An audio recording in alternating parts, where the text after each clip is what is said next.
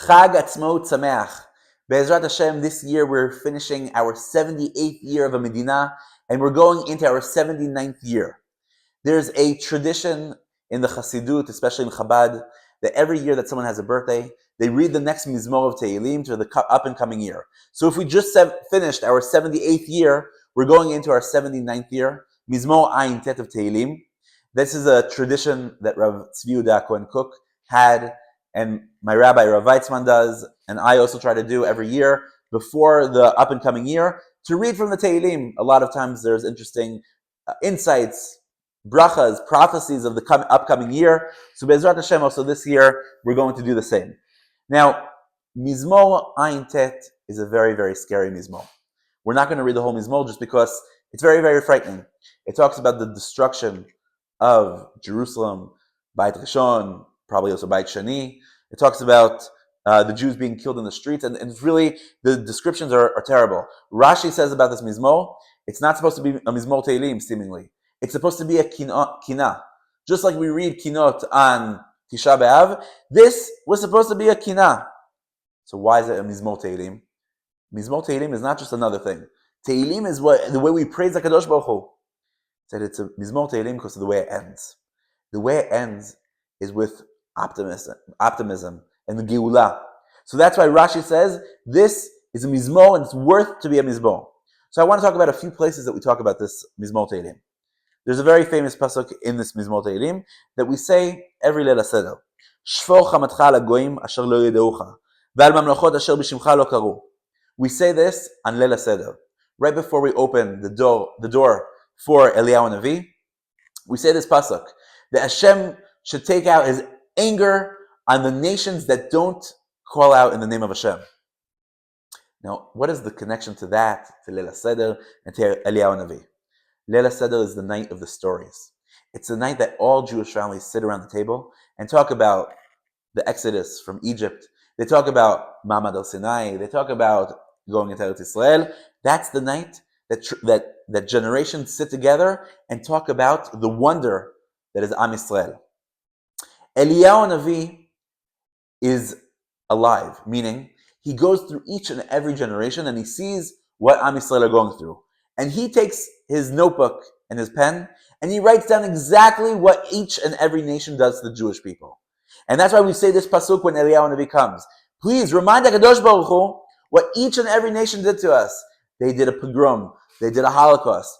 They did the Inquisition. Every nation that goes up against the Jews, Eliyahu Navi writes down, and there will be one day salvation.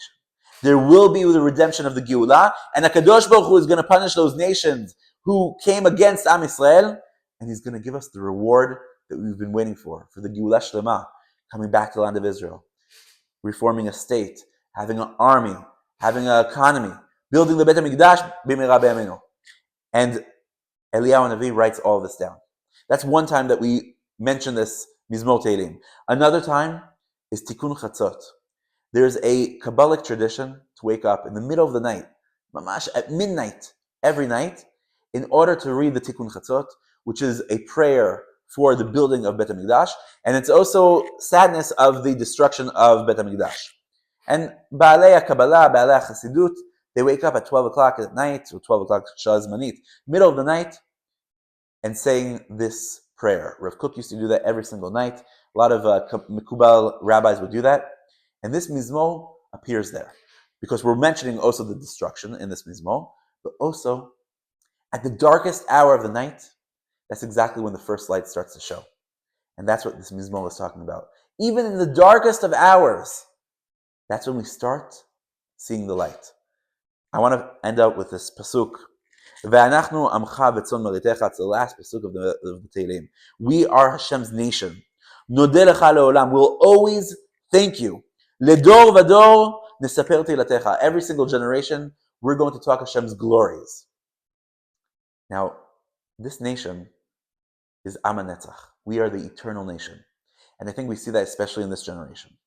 This generation, the previous generation, went through the Holocaust. They saw the Jewish world being destroyed. The most natural thing for the Jews to do at that point, after the Holocaust, is to run away from anything Jewish. If they wanted to kill us and destroy us because we were Jews, The most natural thing to do is to run away from our Jewish identity. But we did exactly the opposite. We said, you don't want us? You want us to be killed? We're going to run to Israel, to the Holy Land, and we're going to reform a state that is in the Holy Land, and we're going to make it a Jewish state.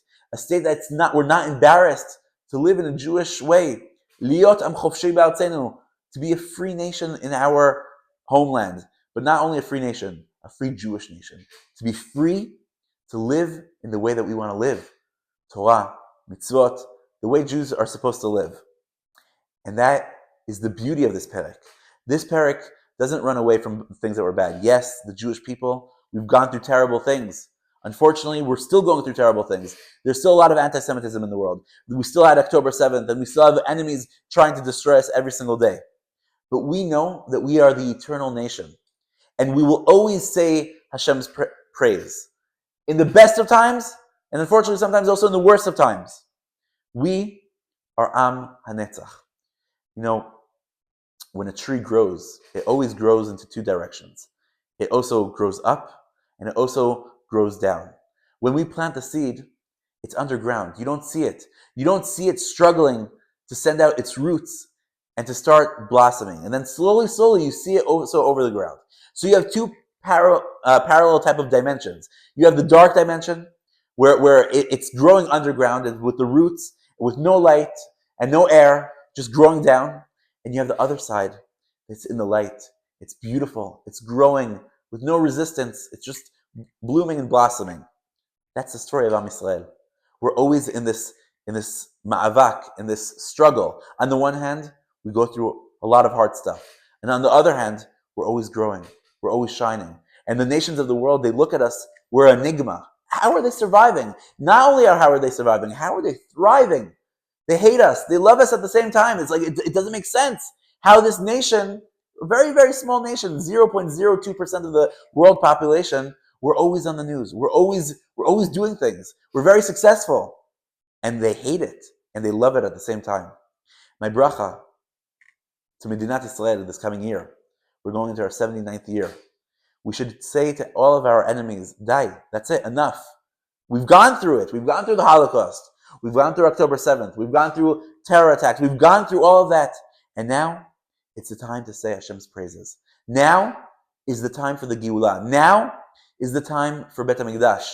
We're ready. We're ready, and it's going to be built. Bezrat Hashem. Have a Chag Etzemut Sameach and a wonderful year.